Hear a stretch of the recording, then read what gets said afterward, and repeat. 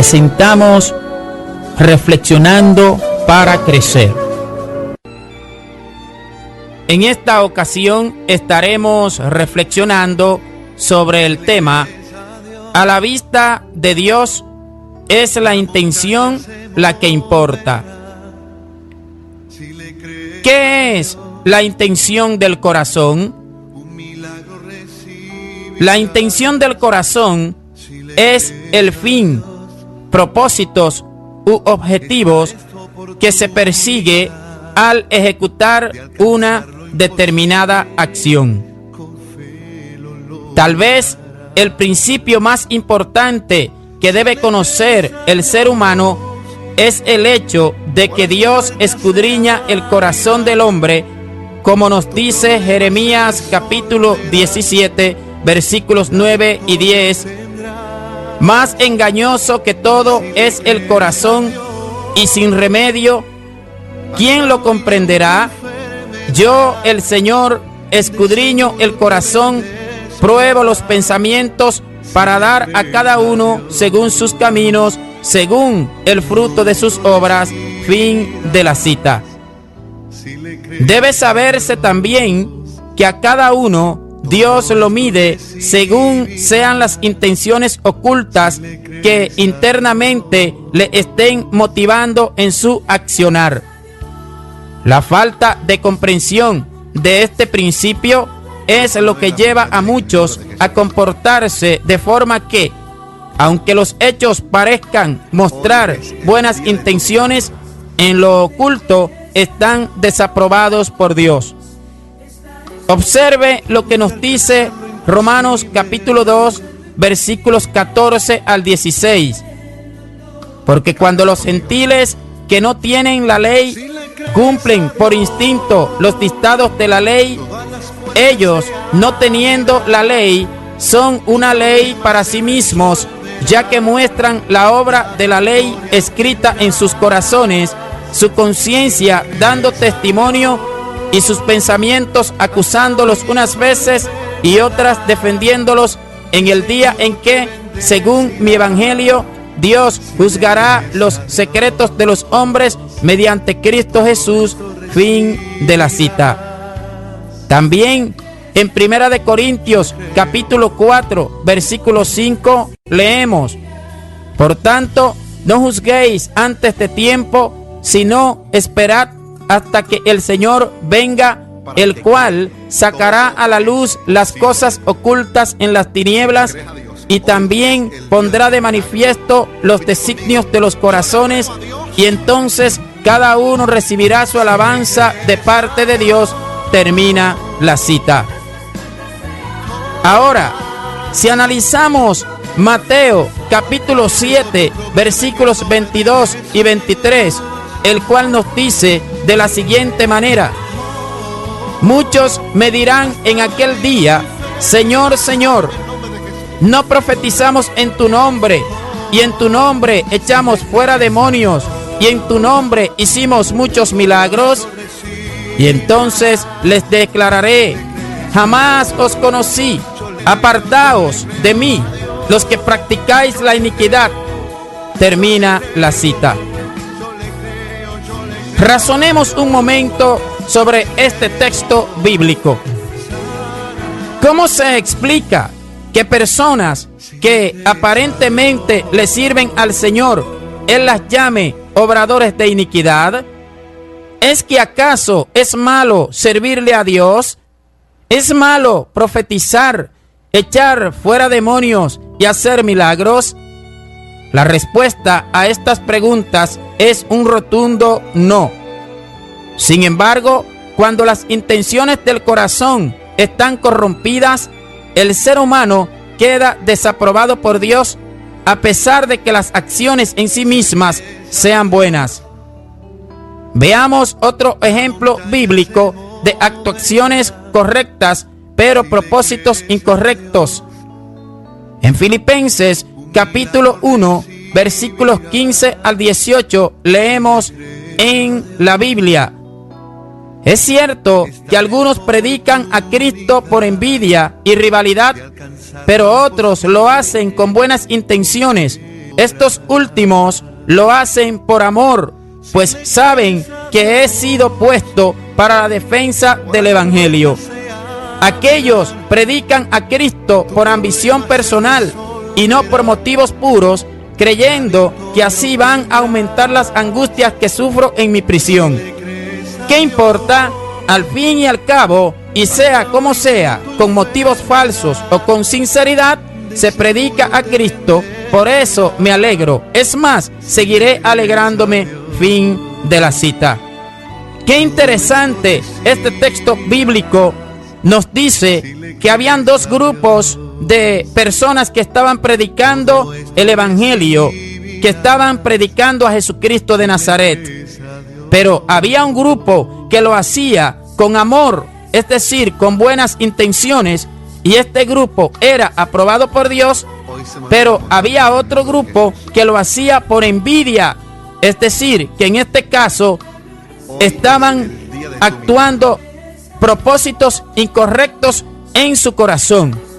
Por lo tanto, a pesar de que las acciones eran las mismas en ambos grupos, un grupo estaba aprobado por Dios y el otro no, delante de Dios. Lo que nos aprueba o desaprueba no es lo que hagamos en sí, sino las intenciones internas que tengamos al hacer una cosa u otra.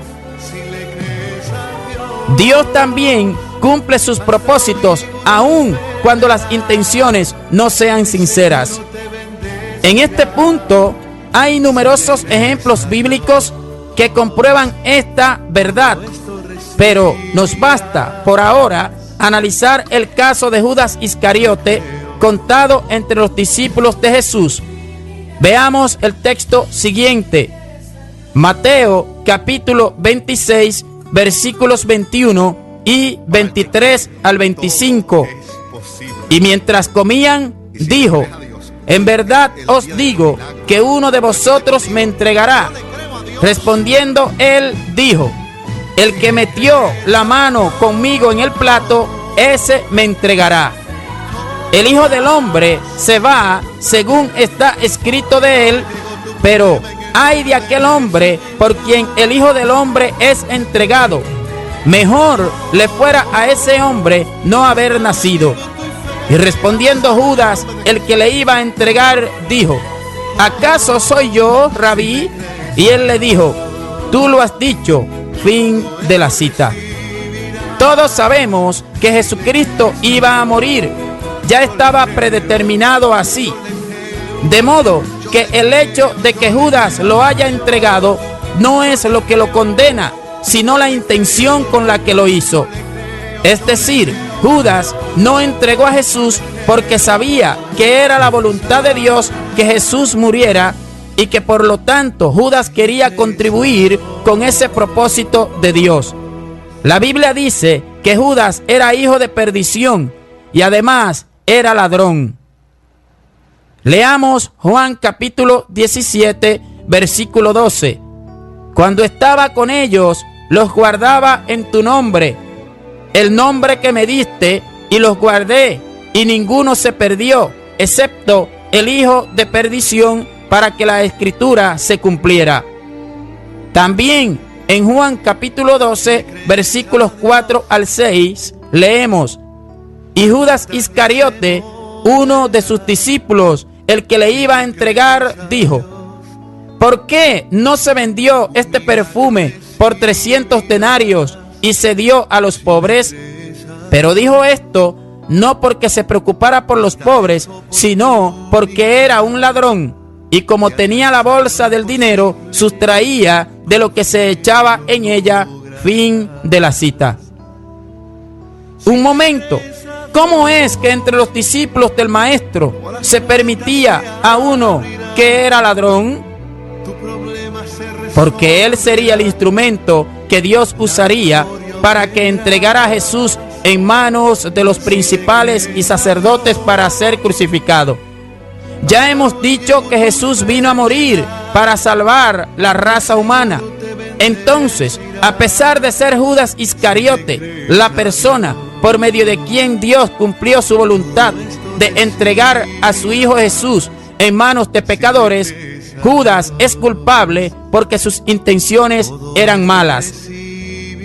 El faraón egipcio de los tiempos de Moisés es otro caso en el que Dios escoge una persona perversa para cumplir su propósito. Veamos Éxodo capítulo 7, versículos 3 al 6. Yo voy a endurecer el corazón del faraón, y aunque haré muchas señales milagrosas y prodigios en Egipto, él no les hará caso. Entonces descargaré mi poder sobre Egipto, con grandes actos de justicia sacaré de allí a los escuadrones de mi pueblo, los israelitas. Y cuando yo despliegue mi poder contra Egipto y saque de allí a los israelitas, sabrán los egipcios que yo soy el Señor. Moisés y Aarón cumplieron al pie de la letra las órdenes del Señor. Termina la cita. Veamos además Éxodo capítulo 10, versículos 1 y 2.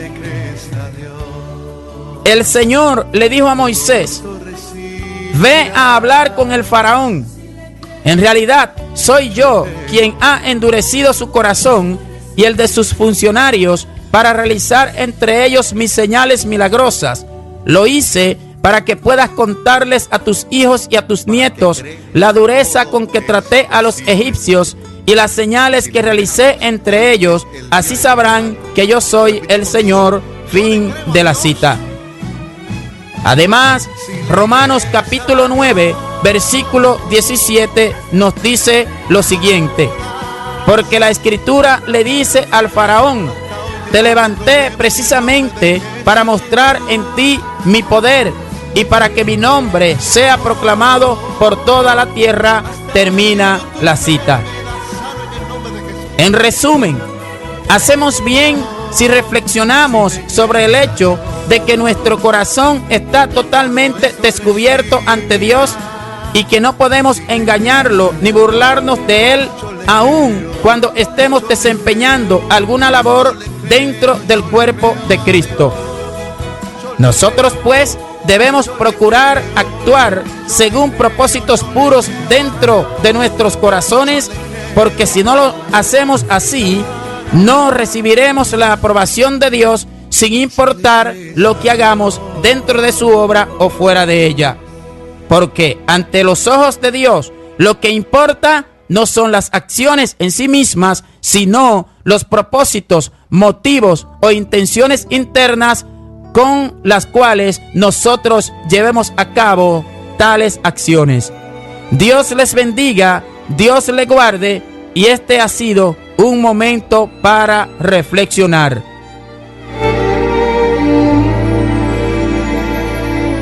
Si le crees a Dios,